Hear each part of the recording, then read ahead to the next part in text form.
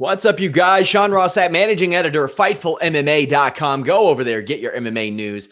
Live coverage. We have hundreds, thousands of comments even every time we do live coverage. 3 big events coming up this weekend. Sunday is going to be busy. UFC, WWE, head-to-head. I will figure out a way to cover both of those. We have 2 Bellator shows this weekend too. But without further ado, let's go ahead and get into it. Joined by James Lynch. James, you've talked to a bunch of people that are on any number of these shows coming up this weekend and upcoming weeks. How you been doing?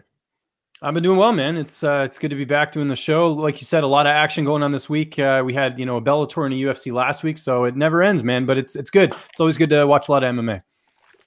Also joined by one Showdown Joe. Joe, how are you? Scholars, how are you guys? Pretty good considering the massive snowstorm that we started to get this morning. Had to drive halfway across town, James, from Stouffville, where I live, to Vaughan, and then back to make it in time for the podcast. It is insane.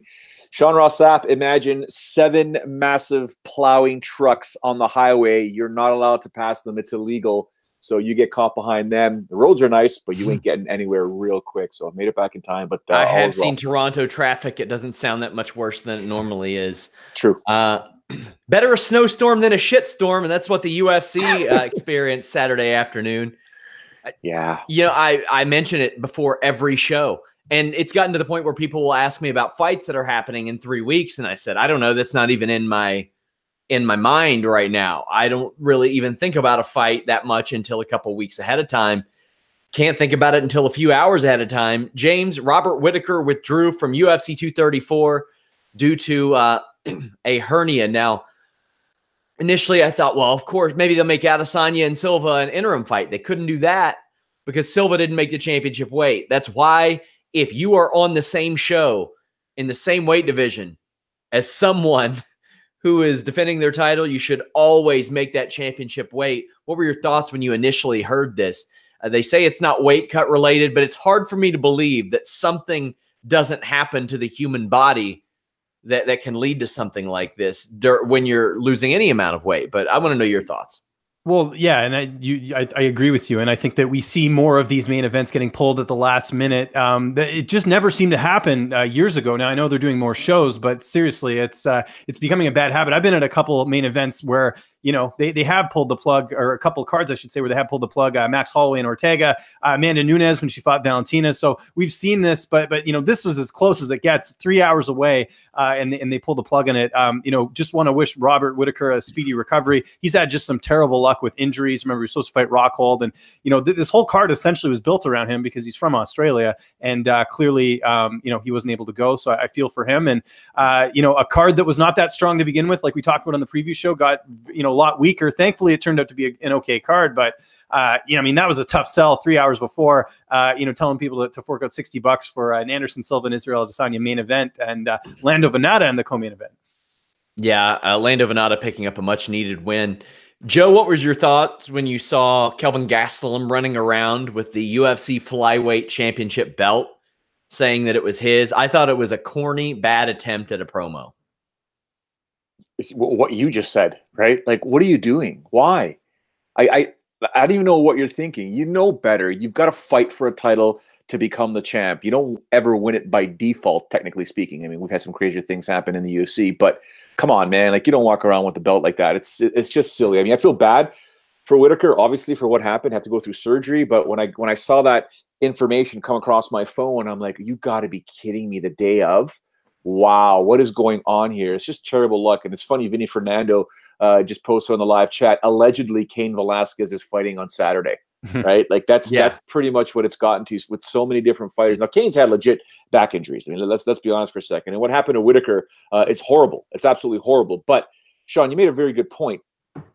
What the human body goes through when you cut weight, especially when you consistently cut weight, you're traumatizing your inner organs. You're traumatizing your body. Now, some people are tougher than others, and they can handle it. Some people can't. Some people, the body's like, no, we're not doing this anymore. We got to stop doing this. So, hopefully, whatever happened to Robert, it'll all be taken care of with the hernia surgery. But feel terrible for him. And I don't think it's the first time, guys, where an Ultimate Fighter show the main event got dismantled. I can go back to thinking, I think it was Chuck Liddell and Rich Franklin at one point, or I think even Shane Carwin and Junior Dos Santos or something of that nature. So it's crazy when the UFC happened lots of times. Yeah, right. I mean, it's crazy when the UFC uses the show to promote a main event, which is generally what it does, and then that main event falls through. You get all this promotion, all this backlash afterwards, right? So I kind of feel bad actually for the organization. Not really their fault, but man, crazy things are happening nowadays. To be honest with you, Tough is so far out of my mind. I forgot that they even coached that show. Yeah. But I get what Gaslam's doing. And hey, there are more people that want to see him get beat up than there were before. But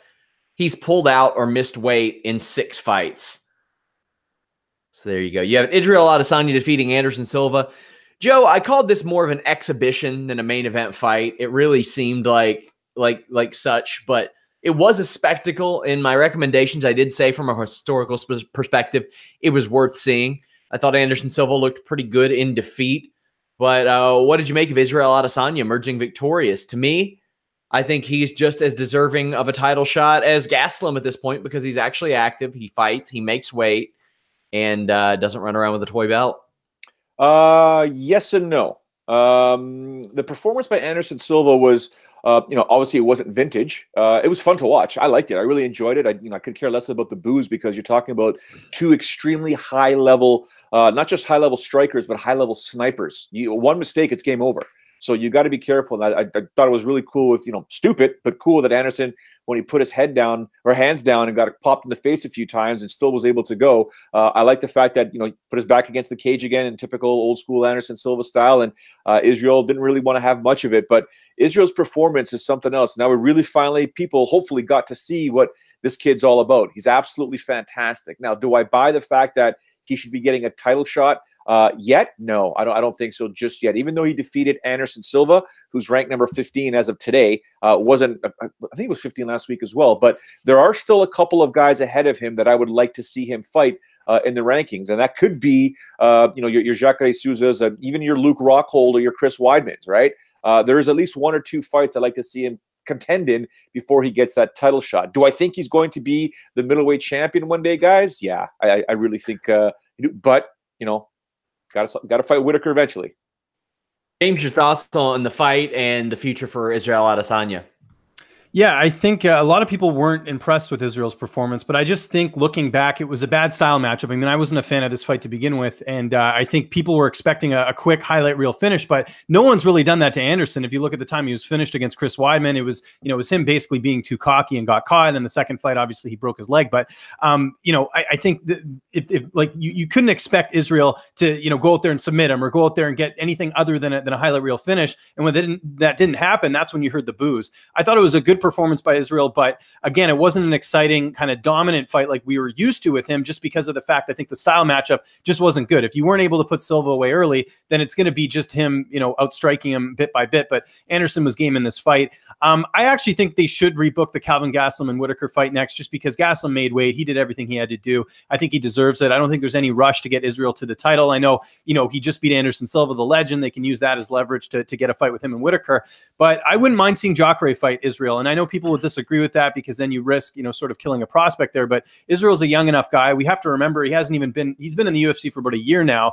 I don't think there's any reason to rush him towards a title at this point. So, I say do Gastelum and Whittaker and give Jacare, at least another fight, or, because people argue that Jacare should get the title shot. Well, let's see if he can beat Israel. And if he does, then I think you have the winner of kind of a little mini tournament there. Some of these fights, I'm thinking, man, Lando Venata against Marcos Mariano. I beat this drum a lot. This guy is 6-5 that Lando Venata fought. Now he's in a pay-per-view co-main event. Nadia Kassem against Montana De La Rosa. I hadn't done my due diligence till Saturday. I realized that Nadia Kassem in her first 5 fights, pro and amateur, combined number of wins for her opponents, 0. That showed on Saturday night. Ricky Simone versus Rana Yahya was very good.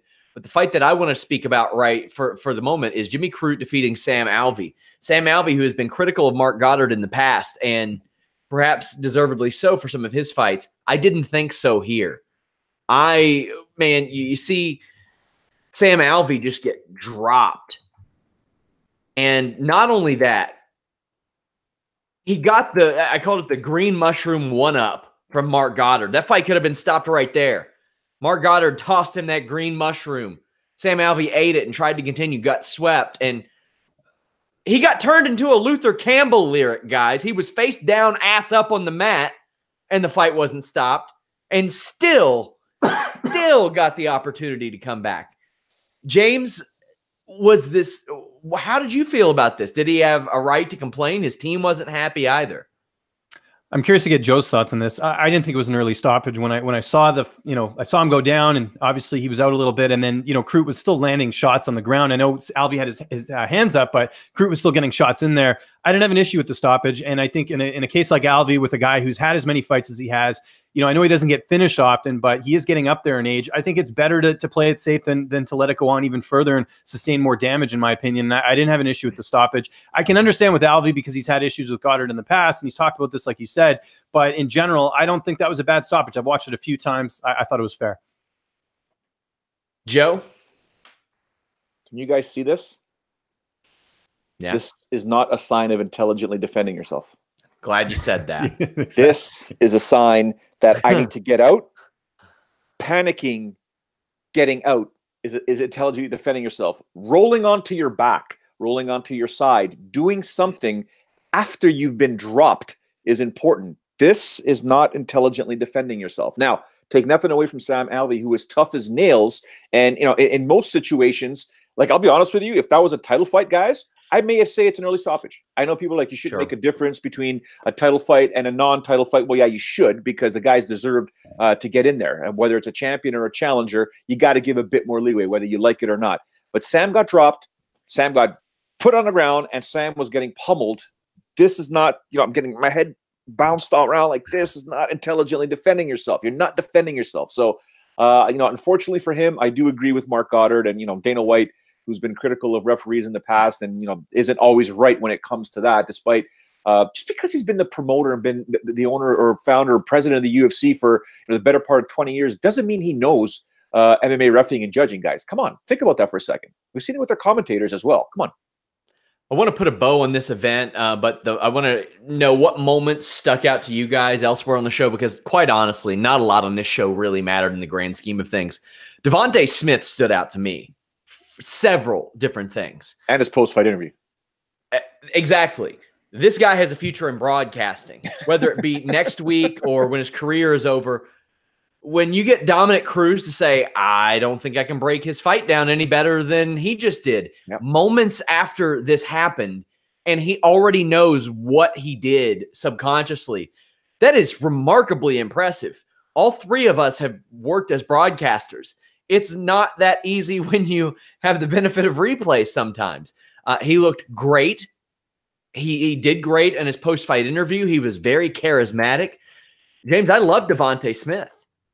I've been big on this guy for years, since the first time I interviewed him, which was years ago, before the John Gunther fight, actually. And this guy I knew had superstar potential. I think the biggest thing we got to look at, aside from his personality, which, like you said, sells itself, is that he made a really smart move after the Gunther loss, and that was training at Factory X. And we're seeing, those dividends pay off. Another impressive win. I know people criticize the lack of opposition here, because Ma, not exactly like, a super tough challenge, but I think in general, the UFC is building this guy up properly, and I think he can be a star in the lightweight division. He's got the personality. He's got a good fight style. He's really young, and again, he comes from a good camp too. So I think I agree. This was one of the big positives. I also thought Jalen Turner getting the win, in the second fight of the night, just rebounding from that awful matchmaking the UFC did before that, putting him against Vicente Luque. Glad to see him get back on the track, fighting in his natural weight class of 155. But yeah, Devante and Jalen Turner were the two that really stood out for me.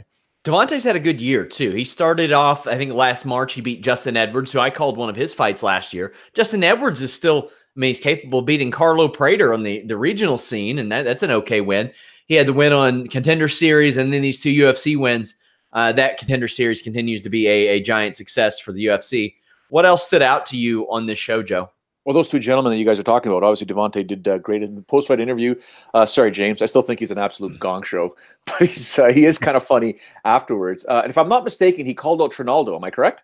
Yeah, he was supposed to fight him, actually. Yeah, Yeah. for some reason they scrapped that fight. I'm not sure why. Okay, so James, you're talking about, the UFC is going to back him and stuff like that, and he's got a future in the lightweight division. It is the division that is the hardest to build fighters in, because John Anik said it best a few years ago. One loss in this division, that sets you back a long time. You have to consistently win. And, at number 15, Trinaldo's the guy that Devante wants. Why not? I think it's fantastic. And bang, you should be in the rankings after that. But then you have to go up and down from 15 all the way to number 1 to see what Devante Smith has to go through before he gets anywhere near a title shot. So the future is bright. It's also disastrous for this kid, because it's not going to be an easy climb up those rankings. It's not like some of the other rankings that we have here where you're like, a couple of wins will get you up there. Not at 155, man. This kid's going to have a lot of work to do. James, anything else stick out to you on this show? We talked about Montana Delarosa, another good win for her. Like I said on the preview show, her record's pretty deceiving at 10-4. She's fought a lot of really good competition, clearly outmatched Nadia Qasim. She wants Paige Van Zandt next because she wants to get paid. Sign me up. I think that's a great fight.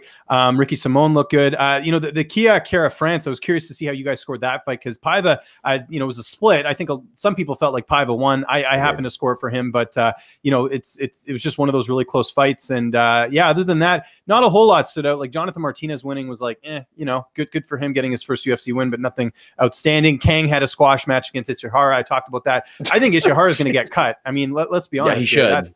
I think he'd be a good fit in Ryzen, but that was a complete mismatch. And, Shane Young looking great, even with the layoff, getting the win over Arnett. So, there's a few good things here, but that Kara France fight, I think that was a bit of a robbery. Yeah, 80% of fans and I think 70% of media had it for Paiva as well. After this fight, we got the typical Nick Diaz. Who's he going to fight? He's going to fight Anderson Silva, blah, blah, blah. Nick Diaz says, I don't want to do that. I'd rather party. Can we just put the kibosh on this from now on, Joe? Can we just say, all right, he wants to party. He doesn't want to fight. Let's move on. We can. And as soon as we decide to do so, a fight's announced.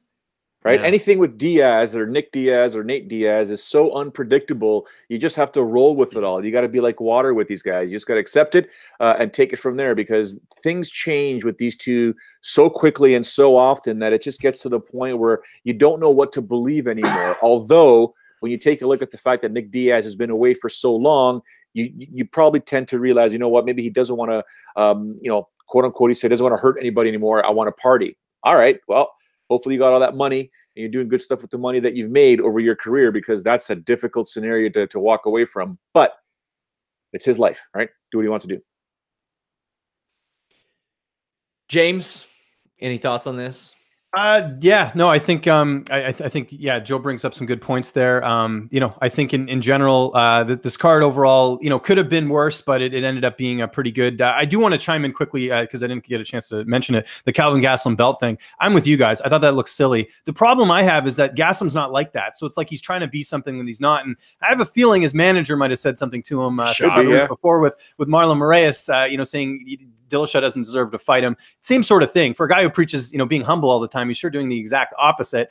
But yeah, I didn't like the Gastelum thing. I understand, we're talking about it, so people are like, well, there you go, it worked. But I don't think that's in Gastelum's character. Had Colby done that, had Conor McGregor done that, fair enough. That's in their nature to do that. But to me, it just looked fake, and I think it actually backfired a bit, in my opinion. Seemed desperate to me. That's what it seemed like. He was desperate to get some sort of reaction, and he did from a couple people. But hey, of course, after every event, it's also discussed, well, who's Conor going to fight? Is Conor coming back yet? What's going on with Conor? We might as well have the conversation again. James, who's Conor going to fight? Well, they're saying Cowboy Cerrone. I think that fight makes sense to a certain degree, just because Cowboy's, back in the division again. The last time Cowboy fought a highly ranked fighter in the lightweight division was when he fought Dos Anjos for the title shot, and he ended up getting, starched in that fight. So I think he wants some redemption. McGregor got embarrassed against Khabib. I think that makes a lot of sense. And then other than that, I mean, it's like no Dustin Poirier, no Ferguson, none of those guys. Let's keep this simple. I think Cowboy's the fight to make, and it seems like that's what they're leaning towards, according to Dana White. But that changes every week. How about you, Joe? So from day one, Cowboy Cerrone. Cowboy Cerrone not only, people can say he doesn't deserve that fight. Have you looked at Donald Cerrone's career? Yeah. He deserves a massive payday, and it could be his goodbye payday, and Conor McGregor would be the fighter that would give it to him. And, you can't count out Donald Cerrone, although I think, He'd be a heavy underdog. He'd be a heavy underdog, and I think Cerrone would be, or excuse me, McGregor would be a massive favorite there. But you'd never know with Cowboy, right? He can get that fight down on the ground if he wants, and that fight can change in a heartbeat. So not just with Conor's devastating striking and Cowboy's devastating striking. So either way, I would like to see that fight there. And if Conor wants to compete and make money, there's plenty of guys for him. I think that Cowboy fight would be fantastic. UFC does good ratings on ESPN. Again, not really a lot to discuss here that we haven't already, but worth pointing out as well. Conor McGregor and Anderson Silva and Tease may be fighting each other. Dana White turned that down. It's just a carousel of fights that aren't going to happen. So we'll see how all that ends up. Cody Stamann replaces Song Yadong at UFC 235. James has an interview up on Fightful's YouTube. I think this is an upgrade. We'll talk more about that in the coming weeks. But we also have several cards coming up over the next 3 or 4 days, like 3 or 4 different shows. Before we get into that, I wanted to talk about Daniel Cormier. We kind of assumed it because he wasn't going to fight before next month. He's still hurt, but says that he is not retiring on the MMA Hour. That's good news. He seemed open to at least 2 more fights, which is very good news for the UFC, James. It is. I just wonder who he's going to fight. I mean, waiting out this long for Brock, I don't think we're going to see him just hold out and then fight Stipe again. I think he's still holding out for Brock. So, yes, he doesn't want to retire, but it might be a while before we see him because I just don't see him fighting Stipe again because it's not a big payday for him. I think John Jones, maybe Jones beats Smith. Again, that's going to, I know that fight hasn't happened yet, but if Jones gets past Smith, I think they do the trilogy then because I think Cormier knows his options are limited at this point and he wants to fight and I think he knows what his worth is. And, I just think against Stipe, there's just not a lot of upside there, even though I think Stipe with his body of work and everything, he's done more than enough to deserve his opportunity. But I think Cormier is going to end up fighting Jones most likely because I don't know. You know better than me, Sean. I don't think Brock's coming back anytime soon. I think he might after WrestleMania, but WrestleMania is the priority right now. Joe, any thoughts on Daniel Cormier's immediate future? Well, that was the question I was going to ask. James took it out of my mouth. I think it's a valid question. What is happening with Brock Lesnar? If it's going to be after WrestleMania, I think. Okay, so James put it succinctly when he said, it's crazy to think the heavyweight champion of the world doesn't have many options.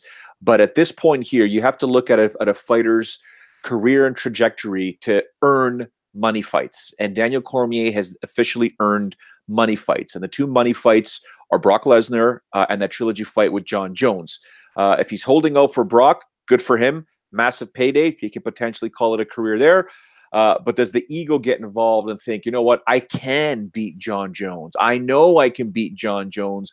Does he go after that fight eventually as well? So if those are the 2 fights that he's looking for, I'd love to see them. I want to see him fight Brock, and I definitely want to see him fight John again, as crazy as it sounds. But Daniel Cormier has been nothing but good to me. I'm sure he's been great to James and you guys, except that one time he was cutting weight in Buffalo. He was a bit of a miserable SOB, but that's okay. That happens. He deserves the paydays, man. I believe it. Other fights that are set up. Johnny Walker replaces OSP at 235. I think this is an upgrade as far as buzz is concerned. James, I see that stupid grin on your face. Jeez.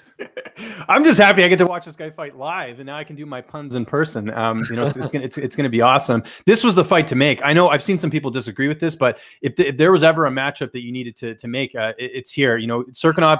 Yeah, he's coming off a win, but he had 2 disappointing losses before that. You got Johnny Walker. He's the new kid in town. He's looked great. I mean, 2 highlight reel finishes, but can he beat a guy like Misha, who at this point is a veteran? I mean, he's had enough fights in the UFC where it's sink or swim for him. Can he beat an up-and-comer in Johnny Walker? Can he, is the training in Las Vegas, has it paid off? I loved everything about this fight, and I'm just so happy. I think Walker adds a huge boost to this card over OSP, in my opinion. This is an awesome fight. Brent Primus versus Tim Wilde headlines Bellator Europe 2. Expect no buzz out of that one, but there was a little bit of buzz from a story that you kind of uncovered yesterday, James. UFC drops knockout promotions from UFC Fight Pass, and Dana White's looking for a fight after some crazy allegations. Maybe walk us through what happened. Yeah, I've literally been just avoiding a lot of Twitter this morning because I'm getting a lot of hate about this. But I felt it was important to stand up for this. So for those who don't know, Knockout Promotions are based out of Michigan, and their owner Josh Medley was outed last year. There was a bunch of screenshots that went around social media with him using the N-word, and it's not like someone going back and digging up an old tweet like this or an old message. There's several messages here of him referring to fighters in his organization just with absolute hate and racism and bigotry and everything like that. So when someone gets caught doing this, you'd think they would, face the music and apologize. None of that. This guy deleted his Facebook. Everyone figured the organization was done. And then all of a sudden in January, we see that they're doing an event. Joe Riggs was actually in the main event. And when I saw that, I had to speak up here. I'm a parent. I'm a father. I'm not doing this for attention. I'm doing this because we should all not stand for racism. So I pointed it out then. The event still went on. And then I saw UFC Fight Pass was doing a co-promotion with I believe it's X1 Fights out of Hawaii and KOP. So I had to say something. And I basically just said, I'm disappointed in this decision. And I hope the UFC is aware of this. So fast forward to yesterday, I'm getting all these messages like, how dare would you take away this opportunity from the fighters? It's like, that's not the point. This guy is a racist. People should know about this. The UFC should be aware of this. Well, turns out they weren't aware of this. I got a call from the producer of Looking for a Fight. We spoke on the phone yesterday. I explained my reasoning, saying that, this is something we shouldn't stand for, that this guy, making a profit and he's a racist. And there's no remorse. There's no apology. He did do a video, but there was no apology in it. It was just him saying, well, that's not the type of person I am. Yeah, not good enough. And the fact it was so recent. So anyways, spoke to the producer. He's like, look, I had no idea about this. Obviously, the UFC doesn't want any more negative attention. I'm going to talk to Dana, blah, blah, blah. He told me on the phone yesterday, this event is not happening and that they're not going to be on Fight Pass. So as you can imagine, people upset. But it surprises me a bit because the root of this is someone being a racist. You'd think people would stand up for that. And unfortunately, we haven't. And so I've just been kind of avoiding a lot of that because, people just don't understand. I mean, I don't know how people can stand for this. Yeah, I feel bad for the fighters when their opportunity's taken away. But there's other promotions on Fight Pass. Joe knows quite well. Titan FC's got, a promotion on there. There's a whole bunch of promotions that are on Fight Pass. There's going to be other opportunities for fighters there. There are ways around it. I'm happy to support any other promotion that doesn't employ this guy. So that's what I got to say about that. I am completely with you. I think you did the right thing. I think it's the right thing to do. I think that PFL also did the right thing. They indefinitely suspended Josh Copeland after this alleged domestic violence incident. This situation is one that has happened an awful lot in MMA. We see it a lot, Joe. And I think that PFL going ahead and taking action is probably the right move. I mean, suspend him if something comes out where he's convicted or something like that. You fire him. I think that they went about it the right way. No, you're correct. You're correct. And we're still. I mean, it's 2019. We're still seeing a fair amount of racism as well as domestic abuse, not just in mixed martial arts, but globally with a lot of sports. There was a few different things that happened. Actually, for those that don't know, I'm a massive soccer fan. My team is Juventus, and I watch every single one of their games, as well as many other games from Serie A all the time. And there was one point, I think about a month or 2 months ago, where all the fighters. So first things first, there was a ban with some of the fans because they were taunting a black player. Calling them names, making monkey sounds. There was one, the whole banana peel situation. Those fans got booted out of the arena. That team suffered a huge financial loss with the president, who was disgusted with his fans coming out and making a statement. A couple of weeks later, every player in Serie A had a red mark on their face to signify anti-domestic violence, because there was a problem in Italy, as an example, with domestic violence, with women being killed with some of these situations. So they had to raise awareness through their number one sport with every single one of their players, Ronaldo and all the number one players in the game, all with red marks on their face, I think the referees as well, to signify, just to raise awareness. So this kind of stuff has to stop. So, and in terms of PFL, I think it's the right call to make. If this comes out like that, suspend him. If he gets charged or something worse comes from it, gotta go. We have several cards this weekend. We're going to get through them. First off, I just want to discuss the absolute set of balls on Matt Mitrione for daring to say on the air, me versus Sergey Karatanov is a super fight.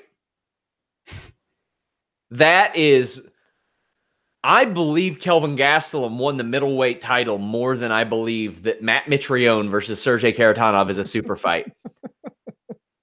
I could not believe that he said it. I could not believe that Bellator said, yeah, that's the right move. Well, we'll keep that in the video. And can't believe that Paramount aired it. But he's facing Kharitonov. I think Haritonov's going to win this one. But this isn't a bad show on Friday either. You have Logan Storley in action. You have Dudu Dantes in action. Some okay fights, though. Pedro Carvalho and Brandon Gertz are on there, too. Nothing on the prelims. You have Amanda Bell, who beat a couple of the horsewomen back in the day, but Austin Vanderford, Paige Van Zant's husband, I almost said wife. Oh, wow. Was on the show. It was not intentional, but James, what do you think of this show? A decent one, nowhere near as big as their Saturday night show. Yeah, again, we've talked about this before. I don't necessarily like the back-to-back shows, especially when you have a UFC card as well, because it's going to be tough to catch up. I'm sure I'm going to PVR some of this and catch up on it a bit later. But yeah, some of these fights are really interesting. This Toby Masek guy, what a year he's had. He got lost in Contender Series, if you remember. Went to Bellator to Hawaii, got a huge win, and now he steps in on short notice against Dantes, who desperately needs a win here. I think if Dantes loses here, this might be the last time we see him in Bellator. I know it's bantamweight and they need more guys, but he doesn't really fit the Paramount / Spike mold, so to speak. So great opportunity here for Toby. Austin Vanderford, great guy. I've interviewed him a handful of times. I think the UFC made a mistake not signing him at a Contender Series. This is actually fighting at a catchweight, which is interesting because of the short notice. This Mike Kimball guy, everyone's big on. He was on the Ariel's show. Got that highlight reel win in his last fight. He's taken on John Duma. Duma's another guy I wouldn't count out. Logan Storley finally getting he had a co-main event in his last fight, but he's a guy, I don't know why they're not pushing more. He should really be in that welterweight tournament, 9-0. And I'm with you guys. This is absolutely not a super fight with Mitrione, but I think they're banking on the fact that, the average Paramount viewer isn't an average MMA fan, and they're just like, oh, super fight. Yeah, I'll tune in. That makes sense. It reminds me of when, Mark Pavlich used to run MFC and said that he has the best promotion in the world. The people in the UFC, they're wasting their time watching that, watch MFC. So it's promoters are going to promote, right? Kharitonov is a -145 over Mitrione, a +105. I got to speak to Scott Coker. Next time I talk to him, I'm going to say, hey, why do you all run these back-to-backs in the same city? Is it to give maybe multiple distributors more content? Because I know that the Saturday show is on DAZN. This one's on DAZN and Paramount. Joe, you got Matt Mitrione against Kharitonov. I want your pick and anything else you might be looking forward to on this show. Well, clearly it's a super fight. I mean, the ratings are going to be fantastic. Paramount obviously knows exactly what they're doing, and this is huge. I mean, you talk about Logan Storley trying to get in that welterweight tournament. The absolute eyeballs he's going to get from this super fight in the main event is going to be fantastic. People are going to know exactly who he is. Well, I'm going with, it's tough to say. I mean, Mitrione can surprise a lot of people, but I'll go with Kharitonov because based on his last performance, he's looking pretty damn good. My real question for this fight, for this event here is, man, Tuesday we could be talking about Eduardo Dantas on a 3-fight losing streak. I don't think he's going to lose, but he could be on a 3-fight losing streak. This is a former champ, man. Our entire show next week might be a review show because we got these three cards, and Bellator 216 is the next night, and it is a damn good show. You have Eric Silva against Amasov, who's 20-0. He made that impressive debut against Gerald Harris, has looked great. Mirko Krokop against Roy Nelson. That could be fun or really terrible. Vitaly Minikov and Czech Congo. Now, some of the lines on these are wild. Roy Nelson +160. Krokop at -210. I think that's where it should be. But Czech Congo, a +340 against Minikov, a -510. Now, Czech Congo has been on a hot streak, James, and Minikov is still on a hot streak as well. But, man, that line for a heavyweight fight, that's kind of wild to me. Yeah, I'd put 5 in it just in case. But Minikov has been pretty dominant, hasn't lost a fight. I mean, I forget which fight it was. There was one that it was a little bit more competitive than it needed to be. But, in all likelihood, Minikov's going to win this and fight Ryan Bader. But yeah, great fight. I mean, I don't know why they did the rematch. The first fight wasn't great. You could have just done Minikov against Bader right out the gate, but I guess they want to take advantage or at least, get him familiar with the Bellator audience, since his return. So, but yeah, I'm with you. Anytime there's a heavyweight fight, if anyone's even over +200, there's always value in a fight. Bellator doesn't really seem to have any rhyme or reason why they do rematches sometimes. They're like, who cares that the first one sucked? Yeah. Kind of odd. I mean, they do it all the time. Joe, we got Krokop and Nelson. We have Amasov against Silva, Kongo and Minikov. Who are you picking in those fights? Amasov. I just don't trust Eric Silva anymore, obviously. Krokop and Roy Nelson.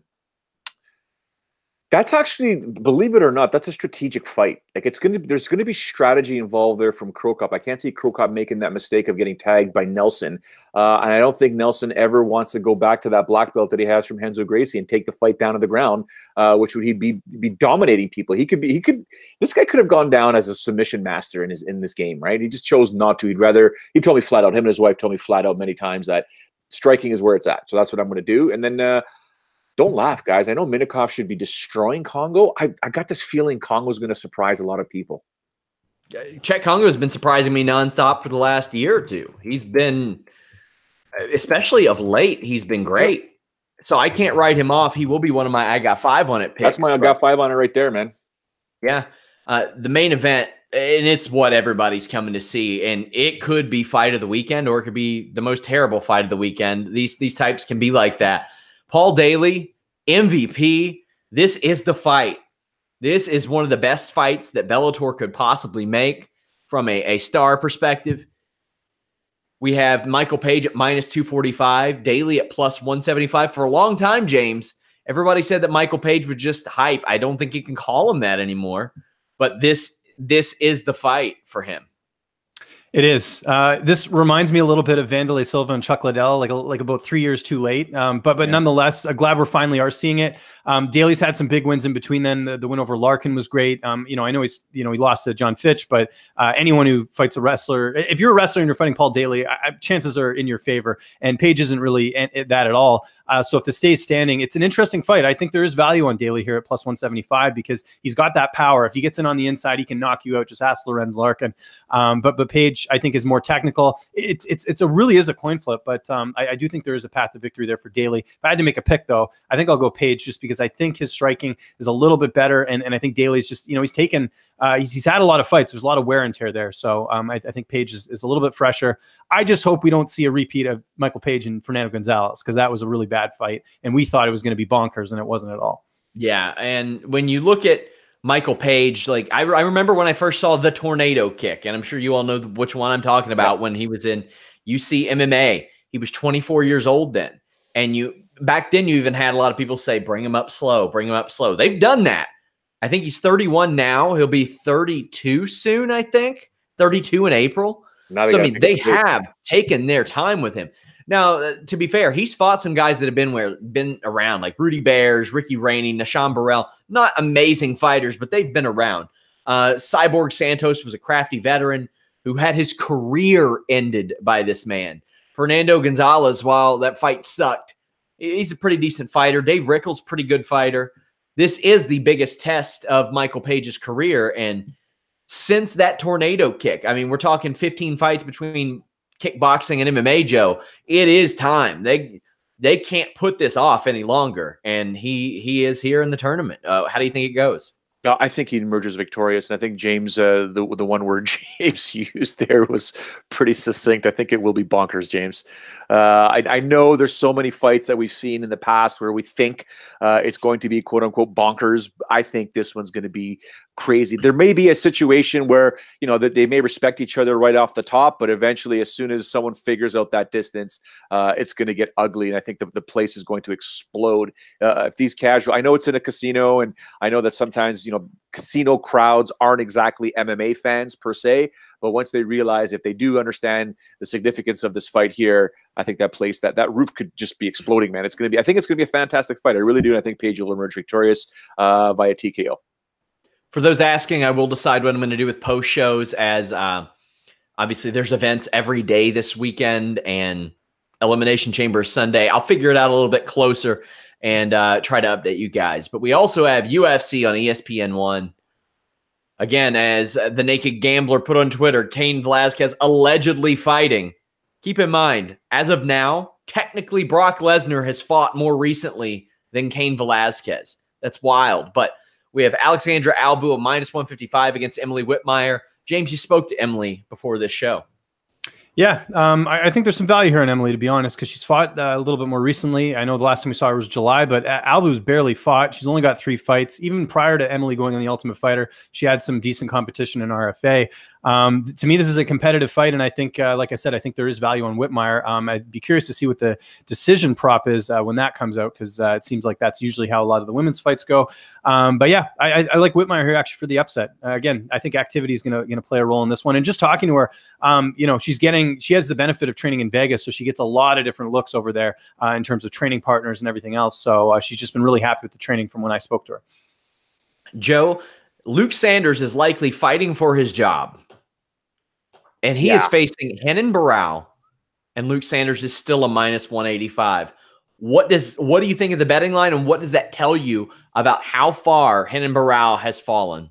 Well, that's I mean, the proof is in the pudding, right? Look, this is a former champion. This guy reigned the division, and now he's on the early prelims on ESPN Plus, right? Like, it just goes to show you how far he has actually fallen. It's I don't think it's going to be an easy fight, despite the fact that you know, he does have all the skill in the world, but something happened. I think it was, you know, TJ Dillashaw took this guy's life away, pretty much. You know, took away his career with the beatdowns that he gave him. So it's tough to say. My heart will always be with Renan Barão, although he's, you know, he's wired a little differently. I remember my interviews with him and Aldo back in the day when they were both champions. But yeah, it's going to be an interesting fight, but I don't know what to think anymore, man. Honestly, with Sean, with Burrell, I don't know what to think anymore.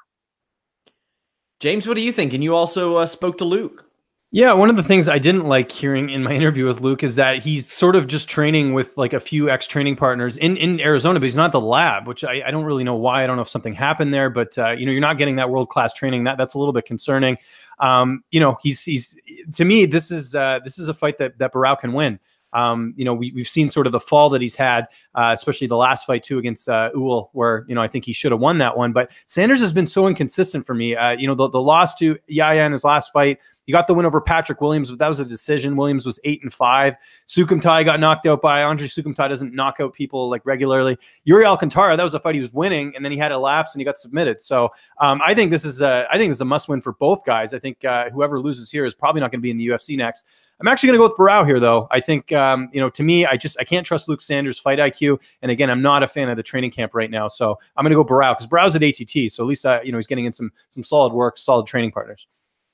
Jessica Pene is a -160 over Jodie Esquibel, a +140. I was a little surprised that Jessica Pene got this fight. You hadn't heard anything about her being cut throughout this 2-year suspension that she had experienced. She had lost 3 in a row. Including, I mean, she hasn't fought in almost 2 years. Why do you think it is she got this fight? I mean, is it because she sacrificed her face to Joanna Jędrzejczyk? Like, is it a favor? Like, what is it? I mean, personally, I like her. I think she markets herself pretty well. The stuff with Angela Hill, but what do you think, James? Yeah, I think it's that, and I think she has good management. She's with Sucker Punch. They seem to do a good job of keeping their fighters, you know, on the roster. And yeah, I think, you know, she was also, I think she was a finalist on the Ultimate Fighter her season, right? I think they put some stock. I think that's like your saving grace. If you're, you know, if you make it far on the Ultimate Fighter, they tend to keep you around. And you know, I just think it was, they probably needed an opponent for Esquibel. Esquibel, similar situation. She fought Karolina Kovacevic on short notice. And, you know, I think the UFC is kind of like, hey, we're going to give you a little bit more of a leash. I like Pene here. I think she gets it done. I think she puts on a sizzling performance here. And, you know, I think she can get it done over Jodie Esquibel, you know, probably win a decision here. I think she's winning it too. I'm not going to give Joe the satisfaction. Nick Lentz, a +160 over Scott Holtzman, -185. You have Andrea Lee, a -185, a +160 is Ashley Evans Smith. You have Benito Lopez +170, Manny Bermudez a -200. Then you also have Andre Feely +130, Miles Jury -150. Big underdog is Brian Barberena, changed the record, +310 over or against a -370 Vicente Luque. That is never a safe bet when you're fighting Brian Barberena. Definitely one of my I got 5 on it. And then you have Alice Caceres +285, Kron Gracie -345. These fights aren't any that are going to light up the rankings or anything, Joe, but are any of these lines or fights something that stand out to you? Well, look at the names that you've mentioned. Look at the bouts that you've talked about. Which is a better card, pay-per-view worthy, this one or last weekend's? This one, right? Like Yeah. it's not a bad card at all. There's some good fights there. I like the intangible that Barberena brings because you can't. we haven't even gotten into the better fights, the ones that do have ranking implications. Yeah, right. And Feely and Jury, that's going to be absolutely insane. Provided Miles's head is where it needs to be, it's going to be sick. But that Jimmy Rivera and Aljamain Sterling fight, ooh, me likey. That's going to be a fantastic scrap. We'll go ahead and talk about that in a moment. But we know Andrea Lee's come back from a lot. What of the fights that I mentioned, James, stand out to you, and maybe any lines where you can get some value? Yeah, Caceres being plus 285 against Kron Gracie, who hasn't fought since he fought Kawajiri. Layoff. He's only got 4 fights. I realize his skill set on the ground, and I know Caceres has been submitted, but I mean, just, you look at the experience of Caceres. I think there's value there at plus 285. Barberena and Luque. The thing that concerns me with Barberena is similar to Luke Sanders. Barberena is training at home. He's not at the lab either.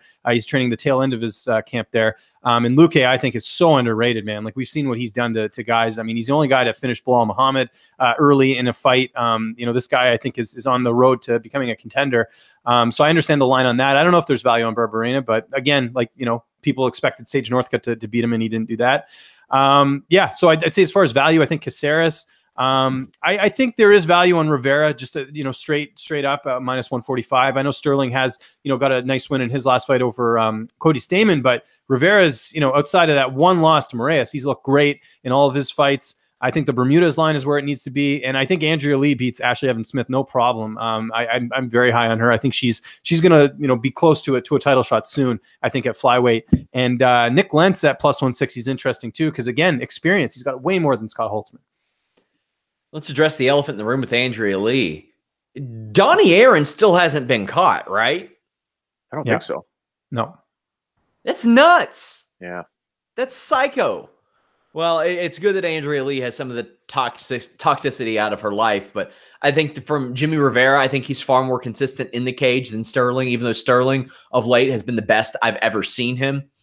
I like that fight as well. I'm with you guys on the Kron Gracie Caceres thing. I think that Caceres could pull one off. He's going to be one of my guys. I got 5 on it. I'll tell you a weird situation. Cynthia Calvillo minus 280. Courtney Casey plus 240. I don't think that's the weird situation. I think the line is okay. What I think is weird is that Courtney Casey is ranked higher than Cynthia Calvillo. Yeah. Cynthia Calvillo has beaten Amanda Cooper, Pearl Gonzalez, Joanne Calderwood, Botello. She's like, what, 4-1 in the UFC? Then you look at Courtney Casey, who has lost 2 of her last 3. She's 2-3 in her last 5. Anytime she makes a real big step up, really into the top 10, she has trouble. Watterson, Herrig, Gedalia, even Calderwood back in the day. Joe, I'm going with Calvillo all day on this one. What do you think? Yeah, I'm picking Calvillo as well, but I do want to make a quick thing. I wasn't able to comment on the Kron Gracie Alex Caceres fight. I am picking Kron in this fight. I like the line. I made the decision for you, Joe. I appreciate it. Thank you. Thank you. I don't like the line though, James. It's minus 345. That's. I mean, somebody out there must have put a lot of money in this. This line might have changed or moved, stuff like that. Because I've called Kron's fights before. Have you ever interviewed him, James? I have not. No. I hope if you ever get a chance to interview him, just brace yourself, because anything and everything you say to him may be taken as an insult. He is a Diaz brother through and through. All right, like the wiring that he's got is very similar. I mean, you spend that much time with Nick and Nate, you have different wiring. But he's told me many a story about training with those guys and what it's like when Nick heads a camp. So, but Kron Gracie, if you've never seen him compete, it's a Gracie through and through. He'll get that fight down on the ground. He'll take your back, and before you know it, you're going to fall asleep. So just be careful with the Caceres' striking style, and he should be fine. But back to your question, Sean, Calvillo, yeah, she'll emerge victorious here. I believe so. James Vick a minus 115, Paul Felder a minus 105. This is a hell of a fight, Joe. Me likey. Somebody's legs are going to be hurting. If not both of their legs are going to be hurting, there'll be some bruised shin bones. And if Felder can get those elbows in there, it could be a short night for Vick, or it could be a long night for Felder, because Vick has this innate just ability to make you, just to drag you on and then finish you. So it's going to be a really fun fight. James, how do you see this one going? I like Vic in this fight. I think people are blinded. There's people who just hate James Vic. I don't know if it's because he's outspoken or because he got knocked out in his last fight and he talked a lot leading up to that fight. But James Vic is still, it's the couch. Yeah, that too. But you know, he talked about when I spoke to him, he had a really bad weight cut in his last fight. He says apparently sugar, it's a thing he struggled with for a lot of his cuts. So he said the cut was really bad in his last one. And you know, when you're trying to stand and trade with Justin Gaethje, it never ends well. I just think overall, I think Vic is you know, the better fighter, and I think he can use his reach. He can get in there. I mean, we forget this is the guy who finished Joseph Duffy, and Duffy had not been finished like that before in the UFC. So you know, he's got some notable wins. You know, Felder's got a longer layoff. You know, fought at welterweight last. He's looking in good shape, though. I saw the photo of him recently, but I think Vic takes this one. I think it'll be a, you know, an all-out brawl, but I think Vic will show that he's still one of the top guys because you don't just amass a 13-2 record for nothing. He's got some good wins, and I think as long as he doesn't get knocked out, I think he's going to get the victory here. Then we get the main event: Cain Velasquez against Francis Ngannou. Velasquez, who has not fought in 2.5 years, is a -185 favorite over Francis Ngannou. And Ngannou off of a real big win that he needed against Curtis Blades. And that win cannot be understated because Curtis Blades can wrestle his ass off. If you were to say what part of Cain's skill set worries me the most for Ngannou, it's the wrestling. But as we've seen, Francis can put down a wrestler and put him to sleep almost immediately. Frankly, I'm not putting a dime on this fight because I don't know what Cain Velasquez can do anymore. I have no idea his skill set. I know that when he fought in 2016, he fought a Travis Brown who was well on the downslope. And other than that, he doesn't have a win in 5 years. That's all I know. And I know that for several years before that, he fought like 2 guys. For years, he fought 2 guys. We had a lot of years taken from us of Cain Velasquez. He missed, good God, he missed 1.5 years between the Dos Santos and the Verdum fight. He missed over 1 year between Verdum and Brown, and now 2.5 years. James, how do you think this one goes? Because as we know, depending on the opponent, Ngannou can blink at somebody and put them out. This fight's going to go one of 2 ways. Ngannou's going to win this fight in the first round. He's going to knock him out the way he did to Curtis Blades and so many other of his opponents. But if this fight goes to the second round, I like Cain here. I think he's got the wrestling. I think if he's anything close to the Cain that we saw in his last fight at UFC 200, which I was at, I think Cain takes this with his wrestling. I mean, there's no reason to stand and trade with Ngannou. I'd say Cain's the best wrestler Ngannou's faced, and I don't think he's fought a wrestler like him before.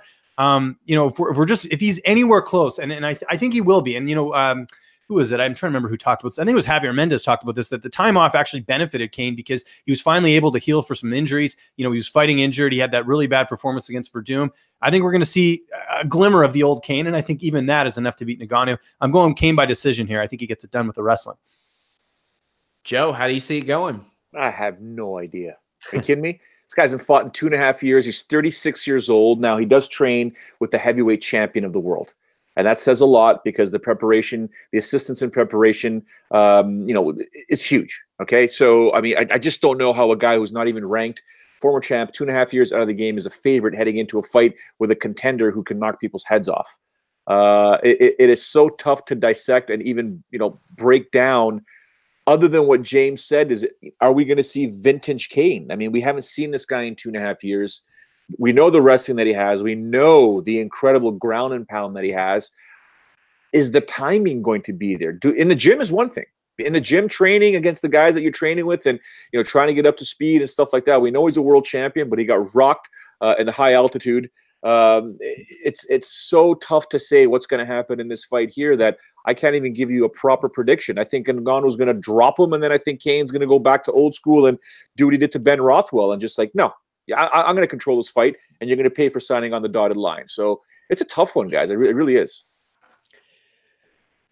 My head says Cain Velasquez. My heart says Francis Ngannou. It's going to be a tough one, but I'm going to give you guys my weekend I got 5 on it picks. This is over Bellator 215, 216, and UFC on ESPN 1. First off, I have Chet Congo, a +340 against Vitaly Minakov, a -510. Normally, I figure Vitaly Minakov is going to win this, but it's a heavyweight fight. Chet Kongo has been on a roll. He has let his hands go a little more of late, and that can be bad news for anybody. I also have Alex Caceres plus 285 against Kron Gracie. I think that Kron Gracie can experience some things. Hey, Alex Caceres throws one pant shitter kick. It can turn the tides. Anybody that gets caught with a nice liver kick from Alex Caceres could double over, and that's a wrap.